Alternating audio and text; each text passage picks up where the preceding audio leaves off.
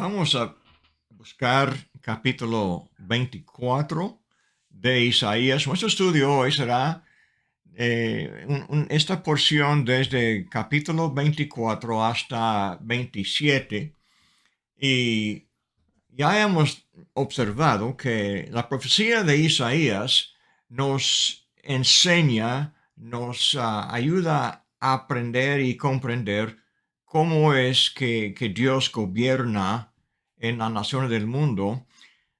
Y así la profecía provee una defensa de la fe en Cristo Jesús, una defensa de la inspiración de la Biblia, de toda la profecía que se encuentra en la Biblia. Eh, Isaías nos ayuda a ver la majestad de Jehová. Exige que tengamos esta reverencia para nuestro Dios por hablar no solamente de su reinado sobre toda nación de la tierra, pero también confirmando su palabra por anticipar lo que Dios mismo hace y lo que iba a hacer y hará también en el futuro. Entonces, tenemos la palabra de Dios confirmada por las evidencias de su forma de gobernar, por la información, la profecía que Él nos da del futuro de varias naciones, las profecías ya cumplidas, y también para ayudarnos a entender cómo Dios piensa. Ah, Adelante vamos a ver más profecía que se llama profecía mesiánica, y esto nos ayuda a entender el fundamento del Evangelio y el concepto de la fe y de la esperanza y de la justicia y de la santidad de Dios. Ya hemos estudiado del capítulo 13 hasta 23. Capítulos que hablan de profecías específicas, de, de lo que Dios iba a hacer cuando iba a juzgar a cada nación. Al juzgar la nación, iba a dejar entonces a ellas, pues aunque eran por tantos siglos naciones vecinas de Israel, una parte de la historia de Israel, ahora muchas de ellas iban a caerse, cambiar completamente, en algunos casos desaparecer de la faz de la tierra. Con detalle, Dios nos ha demostrado su conocimiento del futuro y tenemos todo aquí escrito, y podemos así también confirmar de otras fuentes de información. Capítulo 24 ahora habla más en general del juicio de Dios, de la tierra y del mundo. Fue un concepto difícil para Israel, en el sentido mundano, de captar, de que Dios no es solamente Dios de Israel, Dios de Jerusalén, Dios del templo y del arca del pacto, pero también es Dios el hacedor de todo ser humano, de toda nación, y Dios, Rey de reyes, Señor de señores. Este concepto que habla de Jehová como Dios y no hay otro igual, no existe otro Dios. Cada nación tenía su Dios, el Dios de aquella nación, y tenía sus nombres y tenía sus mitología, sus tradiciones, su culto. Pero ahora vemos cómo Dios piensa de las naciones. Nos ayuda a entender cómo habla Jesús y los apóstoles cuando hablan de la gran comisión, de de la salvación que Dios ofrece a todas las naciones. Tenemos en varios lugares en estos como 4 capítulos, palabra que se cita en los escritos de los apóstoles acerca de la resurrección, acerca de la esperanza que alcanza la eternidad. En capítulo 24, déjenme comenzar leyendo para podamos saborear un poco de estos conceptos. Dice, he aquí que Jehová vacía la tierra y la desnuda y trastorna su faz y hace esparcir a sus moradores.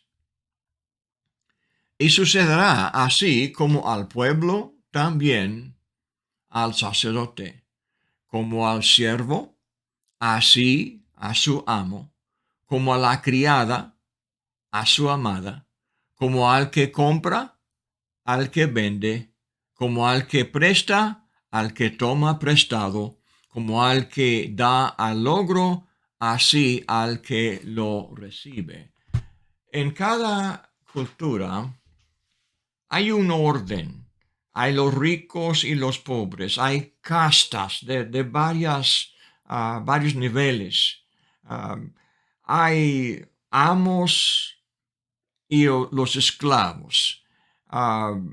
Como menciona el pueblo y la clase de los sacerdotes. Y aunque los sacerdotes de la ley de Moisés eran de cierta familia y tenían un trabajo para hacer y tenían también autoridad de algunos de ellos. Los sacerdotes podían juzgar los asuntos que Dios había definido en su palabra.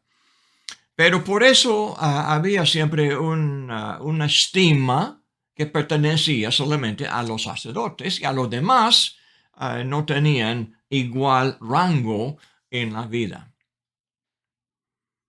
Otras naciones también tenían sus sacerdotes y tenían sus ricos y pobres y tenían sus niveles.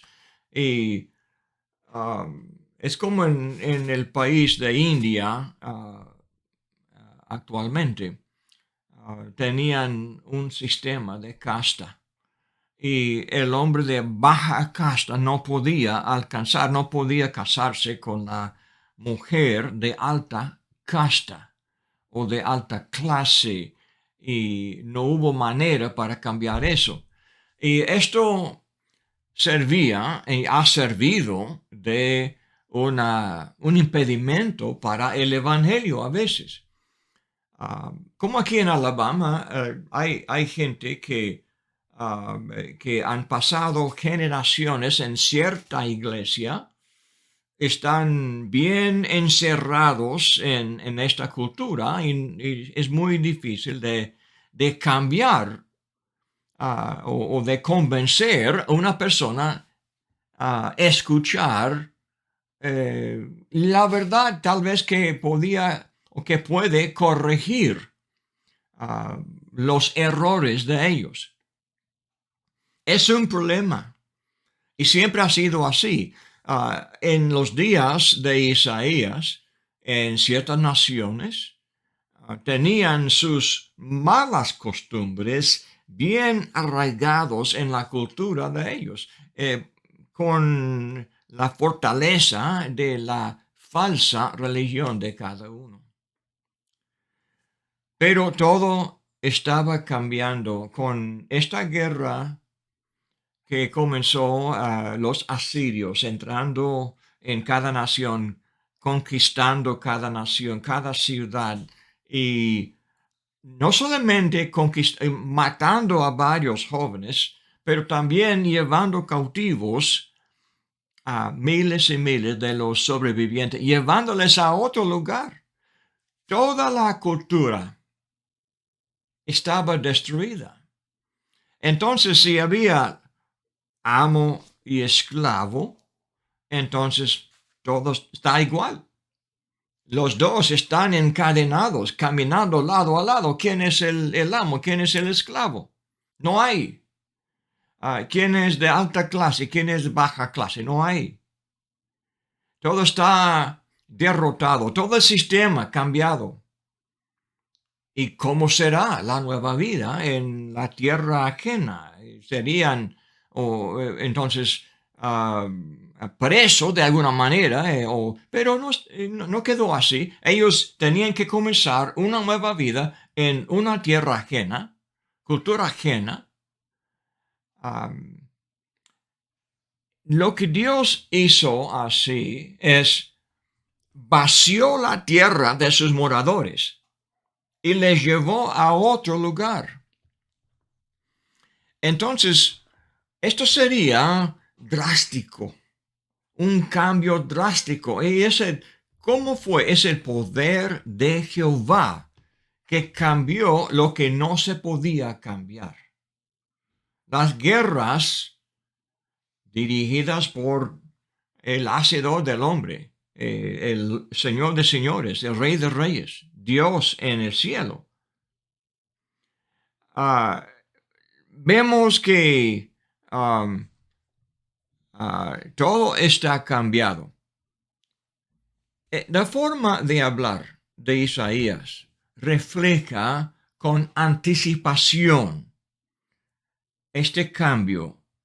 Después de Asiria, se levantaron los de Babilonia, también ellos volvieron a pasar por toda esta tierra, conquistando cada ciudad. Los que habían recuperado, los sobrevivientes en cada ciudad, luchando para restablecer su cultura antigua. Pero otra vez volvió a entrar los de Babilonia, después de ellos los de Persia, después de ellos los griegos, después de ellos los romanos, hasta los días de Cristo. Todo está tumbado y cambiado. Y la cultura completamente diferente. Entonces, con anticipación, dice Isaías, versículo 3, la tierra será enteramente vaciada y completamente saqueada porque Jehová ha pronunciado esta palabra. De antemano, así declaró Jehová. El 4, se destruyó, cayó la tierra, enfermó, cayó el mundo, enfermaron los altos pueblos de la tierra. Al principio, cuando yo leía el capítulo, estaba yo pensando, está hablando de Judea o de Judá, está hablando de Israel, está hablando de el pueblo de Dios y juicio contra ellos. Pero con mucha repetición este capítulo no dice Judá, no dice Israel, no dice Efraín, dice la tierra, dice el mundo. Nos recuerda del lenguaje del Nuevo Testamento. Tenemos la palabra tierra varias veces en el Evangelio de Juan y tenemos la palabra, el mundo. Y en Apocalipsis tenemos la palabra tierra, pero con el mismo significado. Y la tierra en Apocalipsis se describe con el número 4 y los pueblos y las lenguas, y etcétera, etcétera. Así describiendo todas las naciones de la tierra. Así habla Isaías aquí. La tierra, el 5, y la tierra se contaminó bajo sus moradores. No solamente Judá e Israel, pero también las naciones vecinas de ellos y en todo el mundo la tierra es como vemos en los días de Noé. Así hablaba Dios. La tierra no podía soportar más los moradores de ellos. Está contaminado. Dice, porque traspasaron las leyes. No tenían la ley de Moisés. Por lo tanto, no tenían leyes. Según Isaías, sí tenían. Dios sí les gobernaban por leyes. Dios les había enseñado los antepasados y tenían leyes, pero ellos traspasaron las leyes y eran culpables, eran responsables por eso. Dice, falsearon el derecho. Esto es un principio universal. Y Dios no, aunque Dios es paciente y soporta, pero Dios observa. Dios no es ciego, Dios no es sordo, Dios observa. Y dice, quebrantaron el pacto sempiterno, el pacto que Dios tenía con toda la tierra. Fue algo real. Y ellos no hicieron caso de este pacto que tenían con Dios, todo hombre. Y lo mismo hoy, como Hechos 17:30. Dios hace responsable a todo hombre y nos juzgará a todo hombre por su Hijo Jesucristo. Por eso en la gran comisión de Mateo 28, 19 y 20, Dios envía a los discípulos de Cristo a ser discípulos de Cristo, a todas las naciones, porque Dios va a juzgar a todo hombre, sin acepción de persona. Dice, el versículo 6, dice, por esta causa la maldición consumió la tierra y sus moradores fueron asolados. Por esta causa fueron consumidos los habitantes de la tierra y disminuyeron los hombres, disminuyeron por la guerra, por la muerte, por los miles y miles y miles de cadáveres de los ejércitos en estas guerras.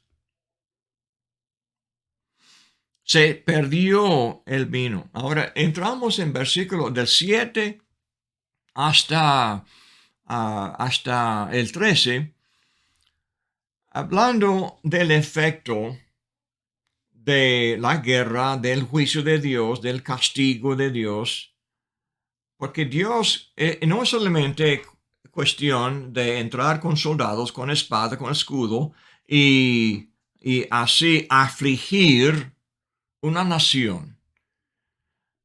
La vida cambió, la vida cotidiana, la vida de antes los hombres mundanos, los hombres terrenales, se divertían como. Se divertían ellos por tomar vino y sidra, emborrachándose. Esto fue su concepto de estar alegre, como el hombre mundano de hoy. El hombre mundano de hoy se pone alegre por tomar su cerveza, por tomar su vino o por tomar su aguardiente. Para ellos, el hombre mundano, esto es gozo, esto es alegría. Y así fue también, siempre ha sido así en la antigüedad. Pero en el contexto de la guerra, Dios iba a terminar con esta forma de entretenimiento. La guerra tiene este efecto. También hoy día, cuando hay guerra, afecta el entretenimiento. El entretenimiento es algo posible solamente en tiempos de paz y tranquilidad. Y cuando hay tiempo para divertirse, pero cuando hay guerra, no hay. Dice, se perdió el vino, enfermó la vid, gimieron todos los que eran alegres de corazón, cesó el regocijo de los panderos, se acabó el estruendo de los que se alegran, cesó la alegría del arpa. No beberán vino con cantar, la sidra les será amarga a los que la bebieren. Quebrantada está la ciudad por la vanidad. Toda casa se ha cerrado para que no entre nadie. Aquí tenemos la palabra clave, la vanidad. El embriagarse con vino o con sidra, con cualquier cosa así, afecta a uno, afecta su forma de pensar, como dice adelante La palabra que tuve que buscar en el diccionario, ahora se me escapa, pero afecta su forma de pensar. Uno no habla igual, no piensa igual. Entonces, esta forma de diversión es vanidad. No produce gozo verdadero. No entretiene de una manera buena. Es de escapar de la vida, en vez de enfrentar la vida, disfrutar la vida, de tener gozo en la vida. Dios quiere que el hombre tenga gozo en vez de la vanidad de lo que que entretiene al hombre. También buscando otros placeres carnales el hombre. Es toda vanidad, todo pecado es vanidad.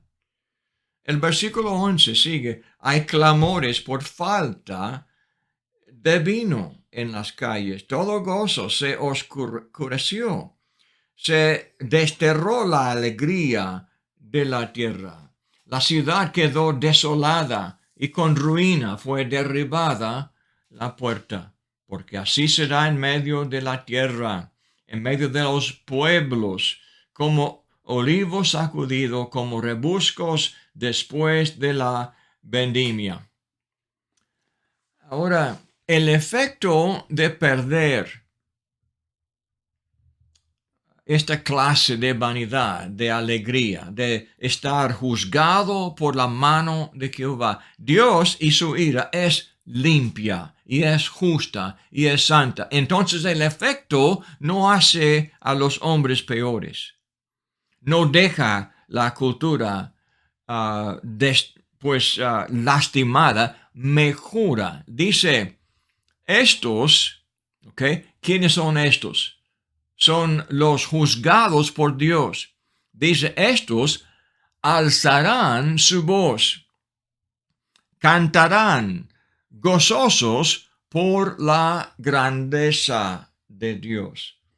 Cuando uno despierta y entiende que Dios reina, Dios es justo, Dios es santo, cuando uno entiende la belleza de la justicia y de la rectitud, entonces tiene otra clase de gozo. Dice, gozosos por la grandeza de Jehová. Desde el mar darán voces. Desde el mar, desde la costa, hablando de todo el mar Mediterráneo, donde está, ya hemos estudiado de Tiro y sus colonias alrededor, al norte de África y al sur de Europa, pero estos eran naciones de los no judíos, de los no israelitas, los gentiles. Entonces, es la tierra. Y dice, darán voces, glorificad por esto a Jehová en los valles, en las orillas del mar. Sea nombrado Jehová Dios de Israel. El único Dios es el Dios de Israel. El único Dios es el Dios que dio la palabra, la ley de Dios a Moisés en el monte Sinaí, que guarda la nación de Israel, que el Dios de Israel es el único Dios. Ahora, todas las naciones reconocen. ¿Por qué? Por el juicio y los juicios, por el castigo de Dios, por el cambio que Dios ha hecho. Cuando Dios puso todas las naciones en una canasta y les sacudió y ahora les tira y se encuentran en otros lugares y con todo así esparcido, todo confundido, todo cambiado, comenzamos un mundo nuevo que da gloria a la majestad del Dios de Israel. El 16 dice, de lo postrero de la tierra oímos cánticos, gloria al justo. ¿Y quién es el justo? Es Jehová. Y yo dije, ahora tenemos la palabra yo se refiere a Isaías, aparentemente hablando anticipando todo el juicio de Dios, pero volviendo al presente, cómo estaba el mundo en el cual Isaías vivía. Dije, mi desdicha, ay de mí. Prevaricadores han prevaricado y han prevaricado con prevaricación de desleales. Así hablaban es una forma hebrea de dar énfasis a un concepto por la repetición en varias formas gramáticamente. Una forma de describir cómo estaban. Prevaricadores, traidores es la palabra, desleales. Todo el mundo es falso, todo hombre es falso, el mundo está lleno de mentira, como el día de hoy. El mundo sin Cristo es un mundo lleno de la mentira, como Satanás gobierna en los corazones de ellos, entonces todo hombre vive por la mentira, por el engaño, por lo que está chueco, y todo negocio torcido, toda palabra torcida, mentira, engaño. ¿Qué mundo? Es por eso que el mundo es contaminado, es corrupto y corrompe. Los moradores corrompen la tierra sobre la cual ellos andan. El toque de sus pies así contamina la tierra. El pecado es así, hermanos. Es por eso que Jesús vino a la tierra con el Evangelio. No solamente para perdonar el pecado, pero para cambiar la forma de vivir, de cambiar la corrupción de la vida diaria, para que el hombre caminara como Dios, justo como Dios, lleno de amor, lleno de misericordia, lleno de la bondad que caracteriza a Dios. Dice el 17, terror, foso y red sobre ti, oh morador de la tierra. Y acontecerá que el que huyere de la voz del terror caerá en el foso. Y el que saliere del medio del foso será preso en la red, porque de lo alto se abrirá ventanas y temblarán los cimientos de la tierra. Así vemos el punto de vista de Dios. Dios ve esta corrupción. Dios ve la mentira. ¿Hasta cuándo Dios? Pero abrirá las ventanas del cielo. Va a caerse sobre todos los hombres este terror, este furor de Jehová. Temblará la tierra como un ebrio y será removida como una choza, y se agravará sobre ella su pecado y caerá y nunca más se levantará. Esta figura se encuentra en varias profecías. Cuando uno está golpeado por la mano de Dios, le deja así caminar como un borracho que no puede caminar ahora. Está ebrio, lleno, y por eso tenemos la figura en Apocalipsis de tomar el vino de la ira de Dios. Si hablamos de la ira de Dios como un vino, el hombre condenado por Dios toma esta vino de la ira de Dios, se emborracha y así el efecto es de andar como un hombre golpeado y no puede caminar derecho. Será removida como una choza, dice, como esta casita de paja, tan fácilmente movida por el viento. Dice el 21. Ahora acontecerá en aquel día. ahora tenemos la frase en aquel día. Tenemos que buscar la definición. ¿Cuál día? El de contexto que nos da la definición de aquel día. ¿Cuál es? Jehová castigará al ejército de los cielos en lo alto. En este caso está hablando del día cuando Dios iba a golpear fuertemente a toda religión de la astrología que adoraban las estrellas del cielo, la luna y el sol y las estrellas, y esto fue la religión de todas las naciones en aquel entonces.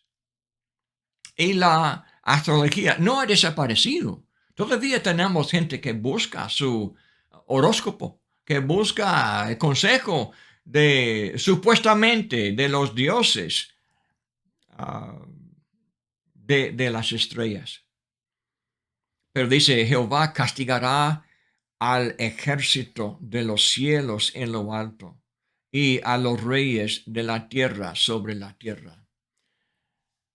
Hermanos, yo entiendo, hasta hoy es duro dejar para atrás esta costumbre de buscar consejo del horóscopo. Hay gente que confía mucho, son esclavos de esta influencia, esta creencia es pura mentira, pura falsedad, pero tiene un poder muy potente hasta hoy y de buscar um, pues complacer las estrellas, porque si uno no entiende, pues cualquier día los dioses pueden darnos mala suerte. Este concepto de mala suerte es como también tenemos en la lotería. Cada comunidad, cada nación tiene sus loterías y hay hermanos que compran boletos de lotería esperando que haya tal vez por buena suerte. Entiende, hermanos, que las estrellas se llamaban las suertes. Uno que confía en la suerte para ganar su fortuna, para ganar un dinero. Es igual a los idólatras que confían en la suerte. Dios no es Dios de suerte. Dios es Dios de propósito. Es justo. Habla la verdad y hace siempre lo que dice que hace. Y cumple. No es caprichoso Dios, como la suerte es caprichoso. Hay buena suerte, mala suerte, es quién sabe cómo será. Hermanos, Dios no gobierna la tierra así. Y tenemos con mucha fuerza de ánimo. Dios pone su mano sobre esta falsa religión.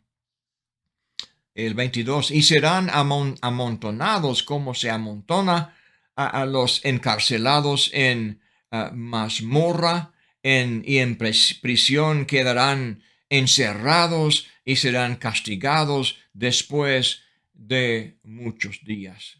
Y la luna se avergonzará y el sol se confundirá cuando Jehová de los ejércitos reina en el monte de Sión y en Jerusalén y delante de sus ancianos sea glorioso.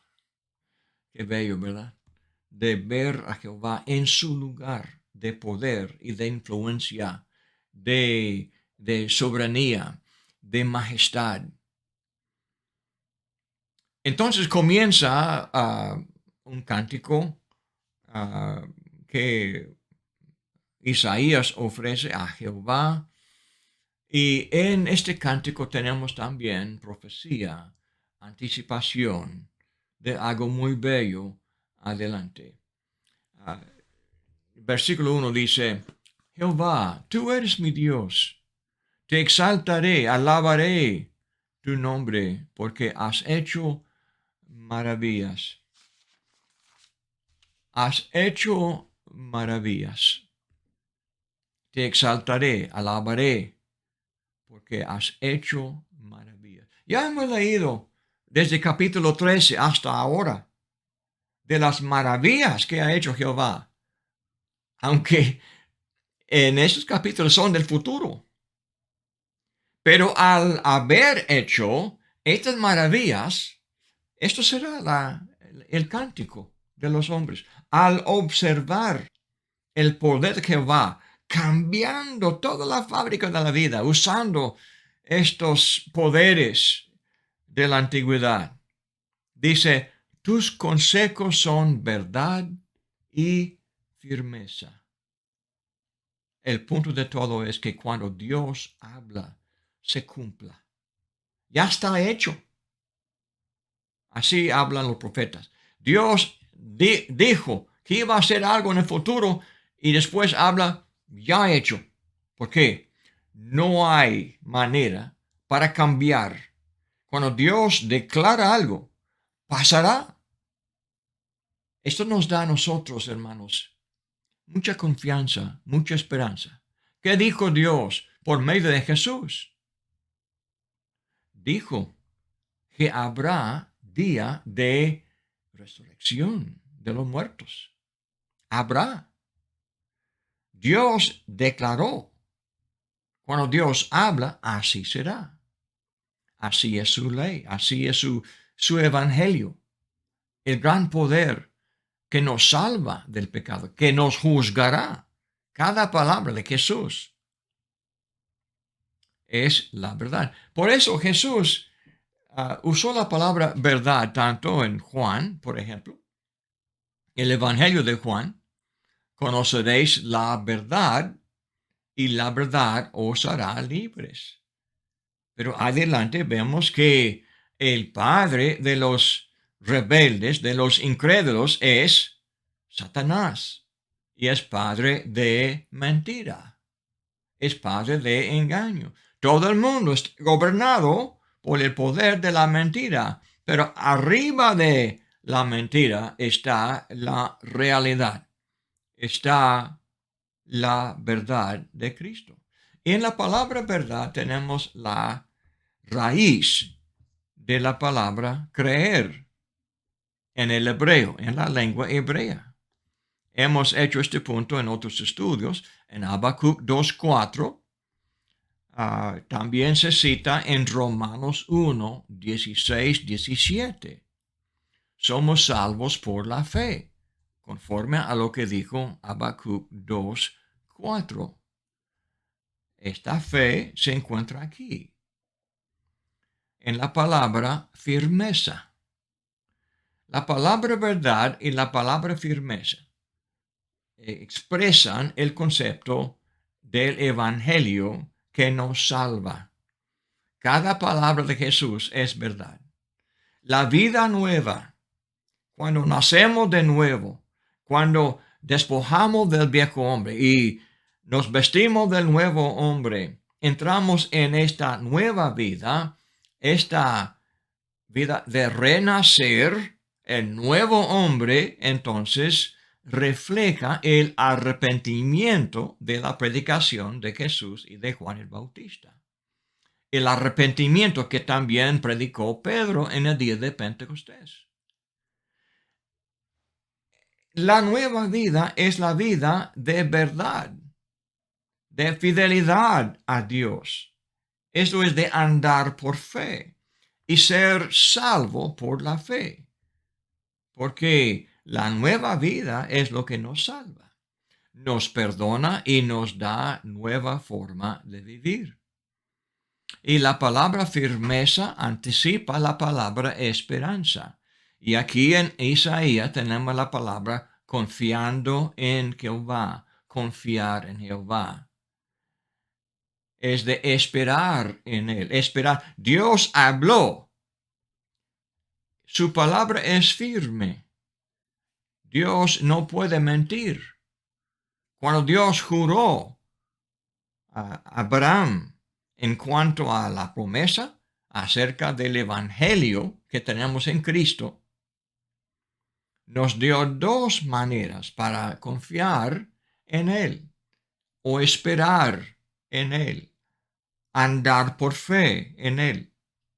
Dos cosas innegables en las cuales Dios no puede mentir. Entonces, capítulo 25 de Isaías, tus consejos antiguos, dice, son verdad y firmeza. Hermanos, aprenda. El mundo moderno ha torcido mucho el concepto de la fe y de las obras. Y han perdido lo que el apóstol Pablo enseñaba y lo que también Jesús enseñaba. La ley, dice, no por obra de la ley, sino por fe en Cristo Jesús. Hablaba de las, del sistema obsoleto de la ley de Moisés que fue cambiado para que Jesús diera la nueva ley. Y la palabra ley, hermanos, es la palabra consejo, es la palabra instruir. Las instrucciones de Dios son las leyes de Dios. El Torah es instrucción, es consejo, hermanos. Jesús vino para darnos consejo y su consejo es ley. Y si no entendemos eso, será muy fácil estar confundido en la teología moderna, que juega tanto con estas palabras, ley, no por ley, sino por fe, dicen. No por ley, sino por gracia, dicen ellos. Y nos dejan completamente confundidos. No hay contraste. La ley es de la gracia de Dios y nos salva. Hoy día esto es blasfemia en la boca de muchos, pero es la verdad, porque han hecho lo que es bueno, en algo es malo. Han hecho del malo, de rebeldía, han convertido en algo bueno. Igual a los judíos en aquel entonces. Dice Dios, has hecho maravillas y tus consejos antiguos son verdad y firmeza. Versículo 2, porque convertiste la ciudad en montón y la ciudad fortificada en ruina, el alcanzar de, perdón, ¿hay acento allá? De los extraños, para que no sea ciudad, ni nunca jamás sea reedificado. Por esto te dará gloria el pueblo fuerte, te temerá la ciudad de gentes robustas, porque fuiste fortaleza al pobre, fortaleza al menesteroso, en su aflicción, refugio contra el turbión, sombra contra el calor, porque el ímpetu de los violentos es como turbión contra el muro. El lenguaje, hermanos, aquí es lo que Jesús usó para comenzar el sermón del monte. Bienaventurados, ¿quiénes? Los pobres en espíritu. Así comienza el evangelio. Los consejos antiguos, el consuelo, el refugio que ofrece Jesús es igual a lo que se ofrece aquí. Jehová que ofrece. Dice, fuiste fortaleza al pobre. Jehová es fortaleza al pobre. Jesús, el Evangelio, es fortaleza al pobre, fortaleza al menesteroso en su aflicción, refugio contra el turbión. El turbión, vemos el mar agitado, produciendo los monstruos que nos dan mucho miedo. Pero tenemos paz en Cristo, tenemos refugio, tenemos seguridad. Como el calor en lugar seco, así humillarás el orgullo de los extraños. Siempre Dios enfrenta el orgullo de los rebeldes, de los desobedientes, de los que insisten en seguir en la carnalidad, en la mundanería, en estar ebrio, entretenido por las cosas carnales en vez de aprender cómo andar rectamente en justicia, santidad, para conocer el gozo verdadero de Jehová. El 6. Y Jehová de los ejércitos hará en este monte a todos los pueblos banquete de manjares suculentos, banquete de vinos refinados, de gruesos tuétanos y de vinos purificados. Ahora el Señor ofrece abundancia a los que le siguen, a los que le sirven. Destruirá en este monte la cubierta con que están cubiertos todos los pueblos y el velo que envuelve a todas las naciones. Parece que nadie puede ver a Dios hasta hoy. Tiene su vista oculta. A veces es solamente la ira de Dios puede despertarles y quitar el velo para que puedan ver y escuchar. Ahora, y después de hablar de quitar este cubierto, el versículo 8, destruirá la muerte para siempre. Y enjugará Jehová el Señor. Dice, toda lágrima de todos los rostros, quitará la afrenta de su pueblo de toda la tierra, porque Jehová lo ha dicho. Jehová de verdad, Jehová cuya palabra es verdadera y confiable, destruirá la muerte, dice. ¡Qué sorpresa! Dice, destruirá la muerte. Y también enjugará Jehová el Señor toda lágrima. ¿De qué hablaba? ¿Es pura metáfora, pura figura? ¿De qué habla? Destruirá la muerte. ¿Está hablando de terminar con la matanza en la guerra? Pues sí, claro, esto es una parte. Pero cuando Isaías escribió eso, Dios tenía en la mente de dar a la humanidad, a toda la tierra, una esperanza, que hay vida después de la muerte, físicamente. Y este versículo se usa en 1 Corintios 15 para declarar, habrá día de resurrección. Este mortal no puede heredar la inmortalidad. Seremos cambiados, dice. ¡Qué drama! Pero comienza aquí en Isaías capítulo 25. Enjugará Jehová el Señor toda lágrima. ¿Por qué lágrima? De lágrima que tenemos cuando un amado se muere. Y lloramos, y entonces recolectamos las lágrimas en los vasitos, porque son lágrimas preciosas. Adelante vamos a ver que cuando Jehová vio las lágrimas de Ezequías, le dio 15 años más de vida, cuando estaba al punto de morir. Llorando Ezequías. Dios hace caso de nuestras lágrimas y nos ofrece esta esperanza que destruirá a la muerte para siempre. Y el 9, y se dirá en aquel día. ¿Cuál día? Okay. El día del contexto. Y aquí, este es nuestro Dios. Le hemos esperado.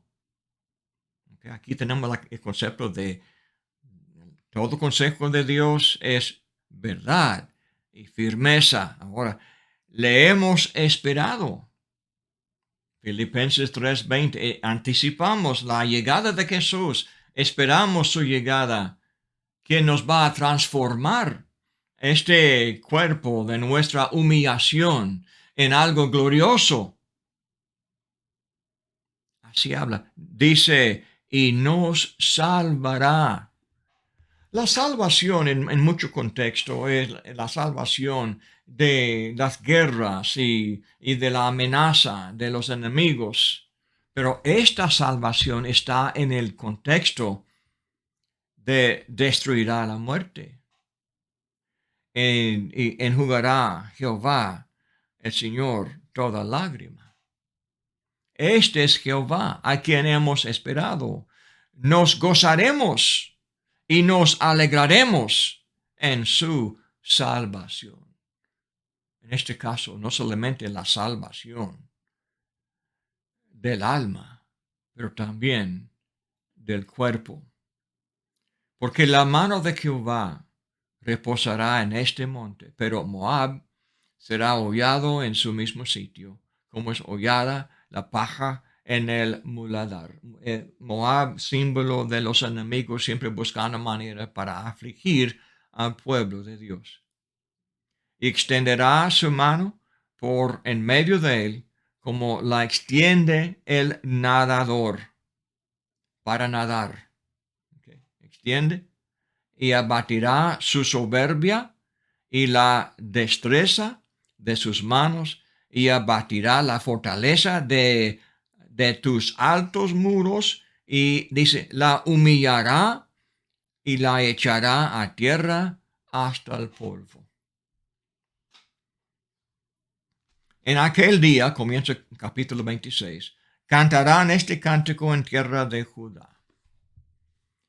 Ya, hermanos, no podremos terminar con capítulo 26 aquí, entonces vamos a terminar. Pero les dejo con este pensamiento, hermanos, que en Isaías ya comenzamos a ver más y más que Dios quiso usar la profecía de todo el juicio y el castigo de las naciones y la humillación de los soberbios. Dios quiso ayudarnos a ver que tenía un plan más allá para todo el mundo. No solamente de cambiar todo el sistema de casta y hacer igualdad que hay en Cristo. Todos somos iguales. Gálatas 3, 27, 28. Con Dios no importa esclavo o libre, no importa rico o pobre, no importa hombre o mujer, todos nosotros somos igualmente amados en Cristo Jesús. Dios aquí siembra el concepto de que habrá una vida eterna, habrá un día después de la muerte en la que vamos a pasar la eternidad con gozo, con nuestro Hacedor. Jehová nuestro Dios. Que Dios lo bendiga.